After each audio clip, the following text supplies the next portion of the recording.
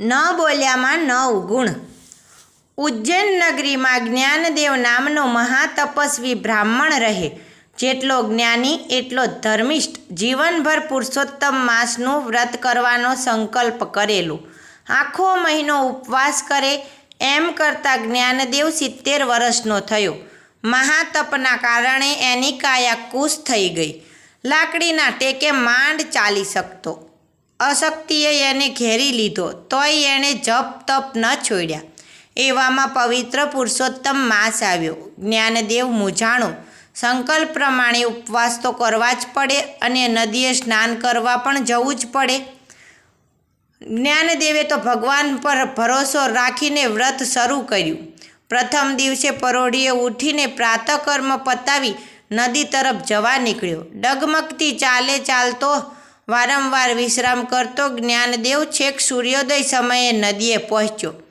જ્ઞાનદેવે વિચાર કરે છે કે પહેલા જ દિવસે આવી હાલત થઈ ગઈ છે તો આખો મહિનો કેમ ખેંચાશે, પણ સંકલ્પ કરેલો તેથી નિયમ ભંગ કરે તો દોષમાં પડે।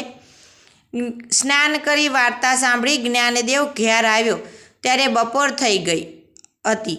એટલો બધો થાક લાગ્યો કે જ્ઞાનદેવ સાંજ સુધી ઊભો ન થઈ શક્યો।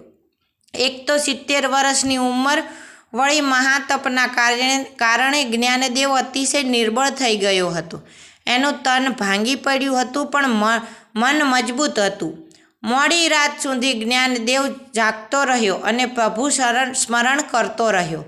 મોડી રાતે ઊંઘ આવી। રાત્રિના ચોથા પ્રહરે પ્રભુએ સપનામાં દર્શન દીધા અને જ્ઞાનદેવના મસ્તક પર હાથ ફેરવીને કહેવા લાગ્યા, હે ભક્ત, તારા દ્રઢ સંકલ્પથી હું પ્રસન્ન થયો છું। તારો સંકલ્પ ન તૂટે, નિયમ જળવાય એવો રસ્તો ચીંધવા આવ્યો છું। હે ભક્ત, મૌનનો મહિમા અપાર છે। પુરુષોત્તમ માસમાં જે મૌન પાળે છે ને ભોજન લે છે તો પણ તેનો બાધ નથી, તો મૌન વ્રત ધારણ કર। સૂર્યોદયથી સૂર્યાસ્ત સુધી મૌન ધરી રાખ। ભક્તને માર્ગ ચીંધીને પ્રભુ અંતર ધ્યાન થઈ ગયા। જ્ઞાનદેવે બીજા દિવસથી મૌન ધારણ કરી લીધું અને બપોરે એકટાણું કરવા લાગ્યો।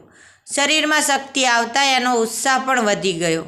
આખો મહિનો પૂર્ણ થયો પણ જ્ઞાનદેવે મૌન વ્રત ન છોડ્યું। એની ભક્તિ જોઈ શ્રી પૂર્ણ પુરુષોત્તમ પ્રભુ પ્રસન્ન થયા અને વરદાન માગવા કહ્યું ત્યારે જ્ઞાનદેવે ભક્તિ માગી। ભગવાન તથાસ્તુ કહીને અંતર ધ્યાન થઈ ગયા। ભક્તિમાં જ જ્ઞાનદેવનું આયુષ્ય પૂર્ણ થયું અને વિમાને ચડીને વૈકુંઠમાં ગયો। એના મૌન વ્રતના ફળથી ઇન્દ્ર રાજાએ વૃત્રાસુર રાક્ષસનો વધ કર્યો। ન બોલ્યામાં 9 ગુણ, બોલે બગડી જાય। મૌન તણો મહિમા ઘણો, પુરુષોત્તમ પ્રસન્ન થાય। જય જય પુરુષોત્તમ ભગવાનની।